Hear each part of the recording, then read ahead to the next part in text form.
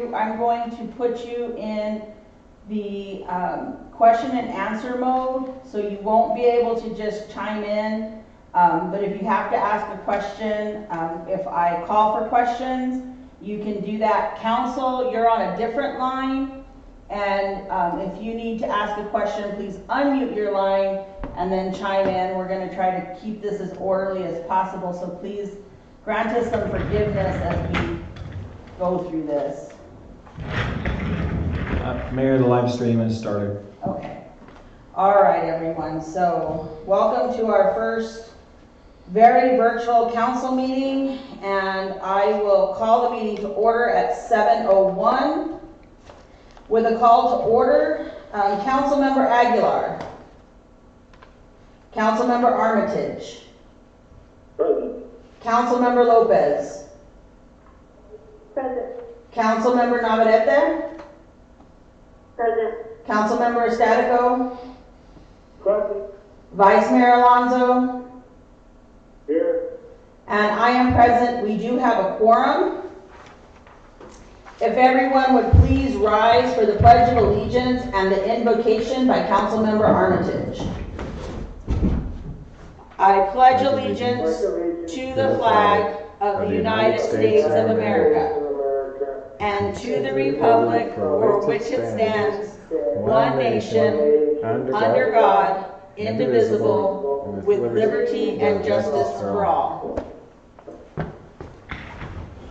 Heavenly Father, as we gather together from various locations around the town of Superior, we invite you, the omnipresent God of creation, to bless our hearts and minds as we conduct the business of the town. Give us wisdom and insight as we perform the task that you have given us to do. We acknowledge you and thank you for your presence among us tonight. In Jesus' name we pray. Amen. Amen. And thank you, Councilmember Armitage, for leading us in the invocation. I really do miss seeing all of you together. As the council and the public are aware, we did, I ordered by proclamation, issued a state of emergency on March the 11th, and I will read that proclamation into the official record. It's a proclamation by Mayor Mila Besich, who is authorized under the current circumstances by the Town Code 2-2-4F, ARS 26307, and ARS 26-331. To proclaim that a local emergency exists and therefore to impose all necessary regulations to preserve the peace and order of the town of Superior. And I'd like to thank our staff and our council for working very fluidly and systematically through this particular emergency. Our business community and nonprofits who have all rallied in to help our community and our state as we go through this COVID-19 pandemic. So thank you all, and we're working very closely with state and federal officials to make sure that Superior remains in good protection as we navigate these new times. I'm going to move on to staff reports at this time. I'd again like to thank all of our staff and council members, notingly, Vice Mayor and Councilmember Armitage, Vice Mayor Alonso and Councilmember Armitage for helping out at the Save Money Market when some of the deliveries have come in. Councilmember Lopez for checking in on our seniors, all of the volunteers who have been helping to make masks, the Chamber of Commerce for posting things online. We really have an amazing team and everybody's really pulling together, and I greatly appreciate that. The days are definitely very long, especially for Todd and myself as we're still managing day-to-day work. Congratulations to Councilmember Armitage, Councilmember Navarrete, and Councilmember Lopez for submitting their applications to be, petitions to be re-elected to their council seats. They are great team members, and I'm pleased to have them. There are no other candidates at this time who have put in, unless there is write-in candidates later. Again, we've had to work on some very big things, and I'm glad to hear that on Sunday the state should be releasing more defined data to our communities across the state by zip code on cases of COVID, positive cases, and that will help our EMS. And a big thanks to our police and fire departments. They have really been going the extra mile to help out in all places, but most importantly, following all the protocols and procedures to make sure that our teams and everyone stays safe. So thank you for that. Work does continue for the town of Superior on annexation, multi-gen center, sewer plant. So again, thank you all for your confidence. Mr. Pryor, do you have anything from staff reports additional? I would comment that the wastewater treatment plant has reached its design report phase, which is maybe a month behind the multi-gen center. The multi-gen is in final design, and it had surveyors and architects crawling all over the building today doing some final evaluation, looking for the storm drain that went under the building to make sure it wasn't going to be a problem, and a bunch of other details. So those projects are still progressing at a steady pace and are unabated by the COVID crisis. Thank you, Todd. Q&A session has started. No, we don't want to do that. All participants are muted and they can unmute themselves. Q&A session is over. Sorry about that, everyone. For those that might be watching YouTube, the council members are participating telephonically from their homes via one conference line, and we have a second conference line for people that would like to address council during call to the public or anything like that, just because this is definitely a new operation for us. With that, I'm going to move on to the consent agenda, and we have on our consent agenda tonight approval of minutes of regular council meeting of March 12, 2020, approval of State Department of Liquor licenses and a control application for Superior Bar and Grill located at 695 East Main Street, Superior, Arizona 85173. The agent is Tracy A. Norton. Approval of agreement between the Town of Superior and the Legends of Superior Lost Trails, Inc., an Arizona nonprofit 501c3 corporation. Lost. Town of Superior and Lost are sometimes referred to herein individually as a party and collectively as the parties. The purpose of this agreement is for the Lost to provide trail maintenance, stewardship of the trails, create interactive signage, host events, and including fundraising events, and marketing the hiking trails for tourism in coordination with the Town of Superior. Consent agenda item 4, approval of Gila River Indian Community Grant Application GRIP for the Superior Fire Department for 1/2020 Horton 603 Type 1 crawl-through custom ambulance in the amount of $279,921. This ambulance proposal was submitted by Professional Sales and Service LC. Possible authorization to sell surplus real estate located in the 400 block of Newmont Street, Superior, Arizona 85173, and that is assessor parcel number 106-12-193. And our department reports. Council, I need a motion and a second to approve, or you may remove any particular item from the consent agenda for further discussion. Motion to approve the consent agenda. Okay, there's a motion on the floor by Councilmember Statico. Is a second from Councilmember Armitage? Correct. Okay. All in favor? Aye. Aye. Any opposed? Okay, I don't hear any opposition, so the consent agenda has passed. We're going to move on to new business, and this is the work session number 1 to discuss the 2020-2021 fiscal year budget.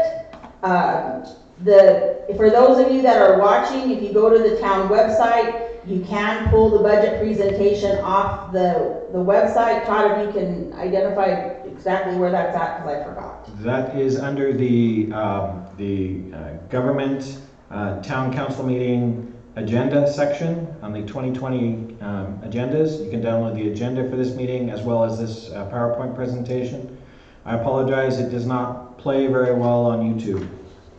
And Mr. Pryor, I will turn the floor over to you at this time and for you to give your presentation for the public. This is just the first budget report that we're going to do, and it's not in any means an approval of the budget. It's a work session. So all yours, Todd.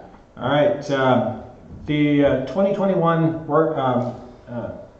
budget is going to be a work in progress. The next, this work session is our first step. The next one on May 14th will be tentative adoption, then final adoption on June 11th, and then we adopt the tax levy on July 9th.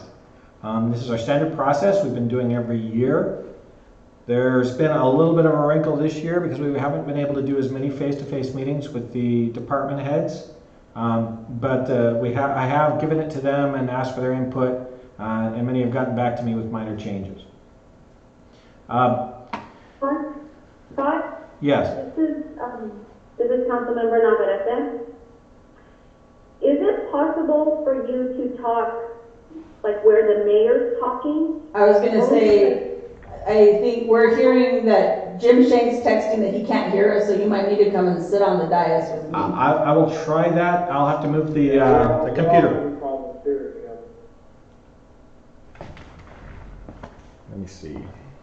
He's gonna work on this. Thank you everyone for your patience.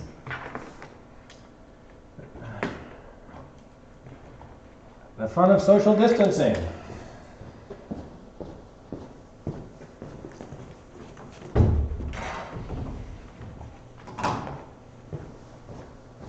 James says you can hear you on YouTube, but not on the phone. All right, is this better or worse? Council, is that better or worse?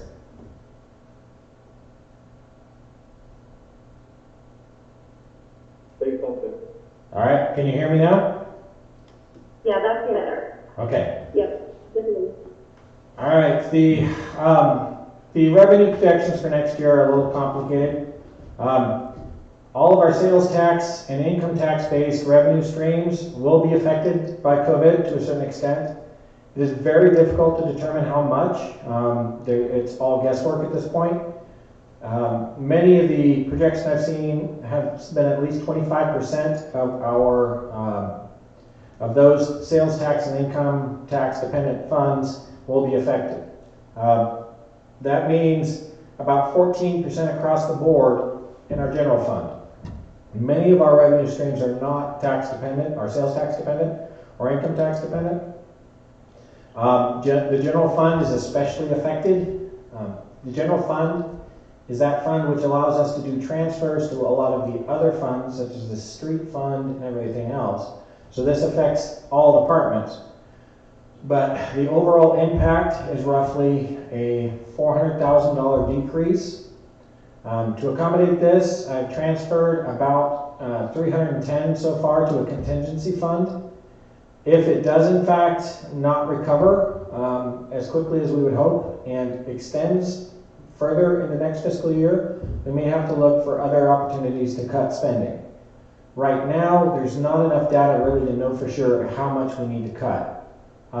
Thus far, we were experiencing about a 20% decrease in revenues during the current shutdown. That is, and that's a decrease in just sales tax revenues. So assuming that across the board for the next year, we should, this budget should give us enough flexibility to deal with that. Hopefully, we will reopen soon enough that in next fiscal year we are in the recovery period and we will be able to spend the full budgeted amount, but we have put it all in contingency just to give us the flexibility to not spend it if it doesn't come in. Most all of the funds are fairly stable. There are some that are directly affected. Property tax is not. It's got a limitation in the law that it can only be adjusted at 10% per year, and it usually takes a year for those to take effect. So property tax should be unaffected this year. All the smaller, the franchise fees, which is one of our larger revenue streams, should not be affected. A lot of the minor senior center income, all the smaller ones should not be affected. Again, it's just sales tax and state shared revenue and revenue streams that come directly out of larger pools. HERF and excise. The HERF and excise will actually go up significantly next year, primarily due to the addition of the Pinal Regional Transportation Authority tax. That is a half-cent sales tax, if you remember, that was passed about 2 years ago. and we've never been able to collect it because it was in court challenge for this entire period. So it will come in next year and will give us $600,000 towards street projects. Our HERF and excise could go down at 25% based on decreased driving. Again, it's difficult to anticipate what the real impact will be, whether or not how long this will go on, and how long the recovery will take, and how severe the swings will be for the recovery. So those are all big unknowns, but we've put in a 25% assumed decrease just to make sure that we have enough money in the fund to cover that. Again, we'll need to shift some of that to contingency to make sure if it does come in, we have to spend it, because our HERF and excise, we do not have the option of spending less than we bring in. We always have to spend more than we bring in order to maintain positive growth towards paying down our streets balance. Our enterprise revenue should not be significantly affected by this. Ambulance transports will likely remain stable or perhaps even go up. The rate increase for the sewer will kick in and should continue to grow that revenue fund. It has reached the point where it is able to pay the debt service now, so it is firmly in the black, and hopefully it will stay there. The ambulance still loses a little bit, but the rate increase has been going back and forth with the state, and it is hoped that the rate increase we've been working on for about 8 or 9 months now will kick in within the next few months. We still have the multi-gen center and the wastewater treatment plant. Some of the changes that will come with these big projects are the multi-gen is to a certain extent dependent on us selling town properties to help pay the debt service on it. If we hit a recession or it takes longer to sell properties, that may not be available up front. So we will have to have a larger upfront loan and use that money to pay off the loan if it comes in within the first year or two. There is no repayment penalty on USDA loans, so there's no harm in doing that way, but it may lead to a higher initial payment. The wastewater treatment plant should be essentially unchanged. It's already funded and should progress without any real change. If a stimulus package is authored at the Fed level that has infrastructure improvements written into it, we could look to transition that last loan period into a grant of some sort. But as of right now, it is still funded and it is still progressing. Again, year to year, I'm going to be putting as much in contingency next year as possible. We're freezing raises unless the revenues come in. If as of July 1st, everything's opened back up and everybody's spending like crazy and the economy's doing well, we can reverse that decision. I will leave that in a contingency. We aren't going to be doing new hires. There aren't any open positions now anyway. We are at full strength and there's no reason to add new positions. But we won't hire new. The cost of the permit program is going to be added at a break even. We're going to say this is how much the permits cost us. You get 75% of that and we get to keep the rest. The blight mitigation will be decreased significantly next year. We just don't have the money to spend out on these large projects like that. It's still going to stay in contingency. Again, if the money comes in, we can reassess that partway through the year. The PRTA again is added. That should help with the HERF and excise and allow our street projects to continue forward even though we have a revenue downturn, or if we have a revenue downturn due to decreased gas tax. The rate increase, we did the second pass of edits to the ADHS. Our finance director was in the office all day answering their questions. Hopefully we are getting close to satisfying them and allowing our rate increase. The net cash flow, as always, we have a problem with cash flow in town. All of our available, we have right now $2.1 million in the bank, which is the largest bank balances we've had in probably the last decade, perhaps even longer. The difficulty with that is $1 million of it is assigned to projects under contract with Resolution Copper, and $1 million of it is considered HERF money. It is credited to our $800,000. It's credited to our HERF debt. So we have a balance of about $200,000 that is actually available to be spent for contingency. Over the last month, the COVID crisis has cost us about $60,000 in lost revenue. Again, that hasn't decreased our balances right now because this is our normal boom period. So we are right at break even. But as we go into the slack summer months, we can expect our cash flow to decrease and our bank balances to decrease slightly. This depends on how deep this deficit goes, or this shutdown goes, how deep that cash flow would dip. I've put up a budget summary. It's really hard to read on this slide, but I've also given the council a more detailed breakdown.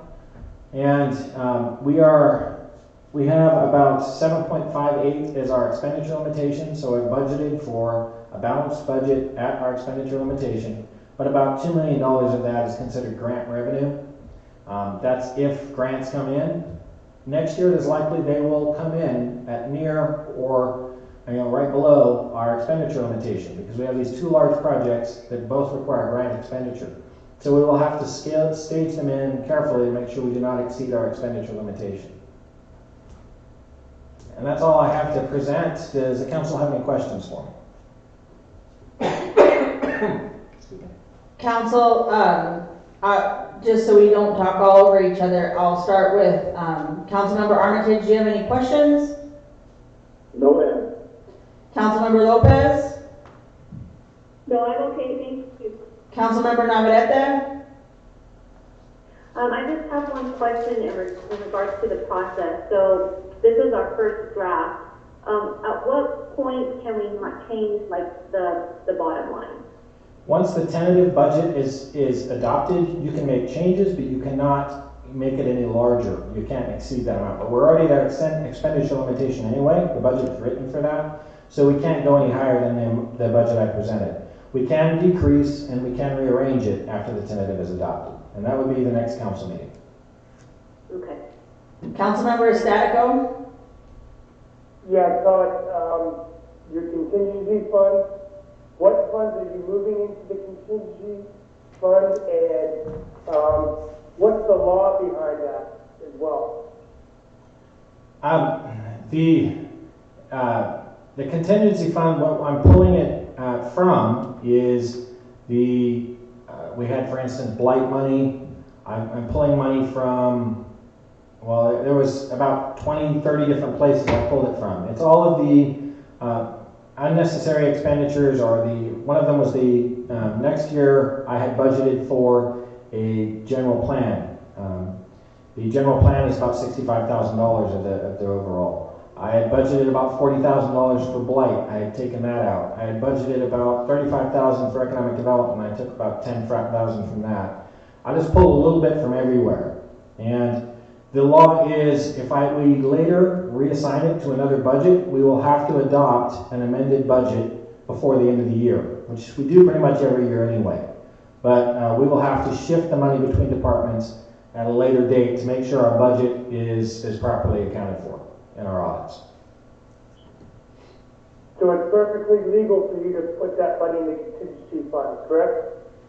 Yes. In fact, the state actually suggests a 20% funded contingency, which is what we've been aspiring to throughout our budgeting cycle. So we try to put as much as possible in a contingency every year. Actually, they say 5% on every budget, but we've been shooting for a 20.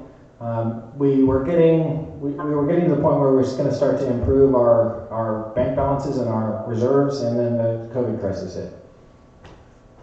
Thank you. Vice Mayor Alonso? No comment. Last call, is there any other questions that's coming to anyone that they'd like to ask at this time? Okay, I will ask anybody in the public. I see we have 2 people on the call here. If you have a question.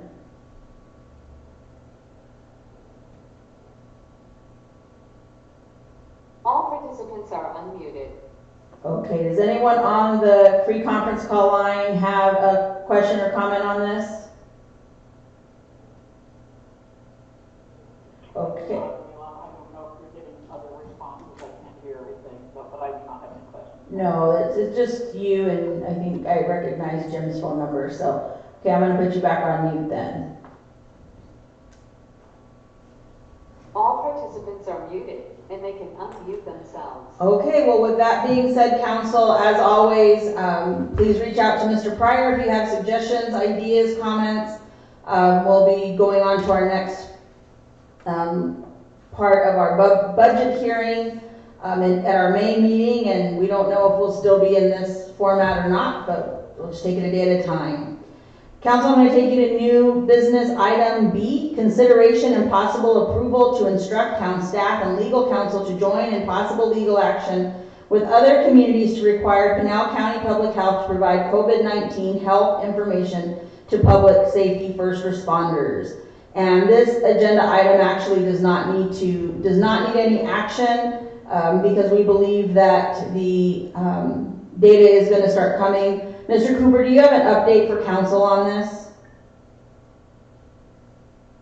Good evening, Mayor and council members. The governor's office on Friday had issued some new directives with regards to releasing information to various public entities concerning the COVID-19 virus. However, on Friday, a lawsuit was filed in the Pinal County Superior Court by Representative Townsend and representatives of other cities and towns, such as the town of Florence. One of the signers was a member of the Board of Supervisors. After they became aware that the governor's office would release more information to municipalities on COVID-19 reporting, they chose to dismiss the lawsuit on Monday or Tuesday of this week. So, as the mayor has pointed out, that litigation has been dismissed, and we are hopeful that we will get appropriate information for planning purposes of the community detailing the spread of COVID-19 virus in Pinal County and in the areas in town and around the town. Thank you, Mr. Cooper, and thank you for advising us on how to handle this on our agenda. At this time, we don't need to make any motion to it. We can just ignore it, leave it, let it lie, right? Mayor, that is correct. Okay. All right, council, we're going to move on to agenda item C, discussion possible approval of Superior's Water and Trails Action Plan. Staff recommends approving this plan. Discussion, the Superior Waters and Trails Plan lays out a practical roadmap for enhancing the recreational and natural values of the town of Superior. The action plan will serve as a tool to identify projects that can be accomplished within the next 5 years. The action plan was created by a collaborative team that includes the town of Superior, Project Lead, Rebuild Superior, Resolution Copper, Tonto National Forest, Central Arizona Council of Governments, and representatives of the Recreational Users Group. The project was awarded a technical assistance grant from the National Park Service Rivers, Trails, and Conservation Assistance Program in 2018. And I think this is definitely something we should all be very proud of. It's been a labor of love, and I think this entire project, when it got its start, we were in the middle of a government shutdown, so really, really proud of the work that's been done by the team. And council, if you have any questions or comments on it, this is the time to discuss it. If not, we'll take a motion to approve.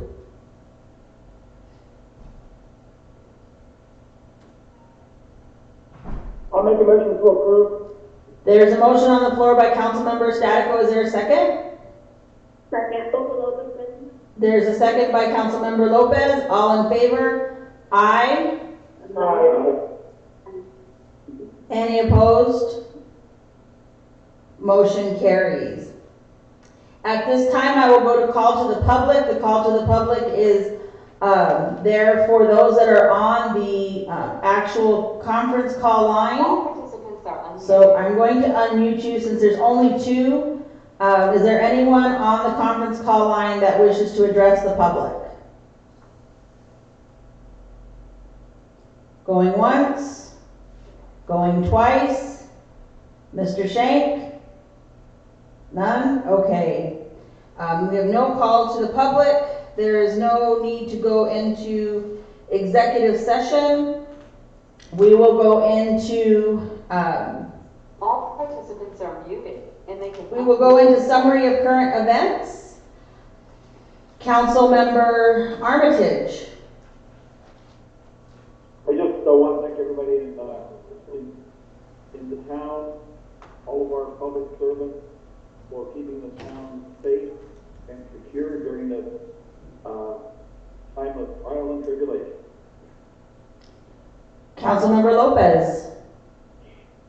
No comment, just I totally agree with Bruce. You know, the departments out there are doing a great job and they are very appreciated and I hope they will next. Thank you. Councilmember Navarrete. I just want to wish everyone a happy Easter and stay safe and healthy. Councilmember Estatico. I just want to recognize the Superior Unified School District staff for their outstanding service during this time, especially getting work out to and assignments out to students and also serving lunches. So I appreciate all their efforts. Thank you. Vice Mayor Alonso. Just everyone have a safe Easter. Practice social distancing. Physical distancing, but you know, we're supposed to change the term. Council, I didn't get that email. oh, you didn't? Okay, sorry. It's a new governor's order. Council, I truly miss seeing all of you on the dais. It's very sad being here. It's also very sad not to have an audience of people in our council chambers. And I can't wait for the tides to shift a little bit on this. One person I really want to call out specifically is Jim Shank. He's been kind of a right hand helping our business owners and helping them not only in Superior but regionally in one of the roles that he plays.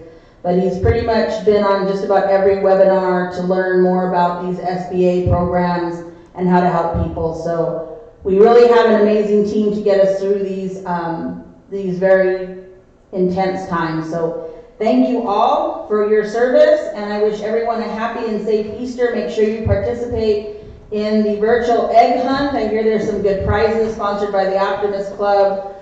Get your form out of the Superior Sun. And also the VFW is still hosting a drive-up Easter egg treat giveaway. And that's from 12 to 2 on Easter Saturday. So, Mr. Pryor, do you have anything else to say? No, thank you.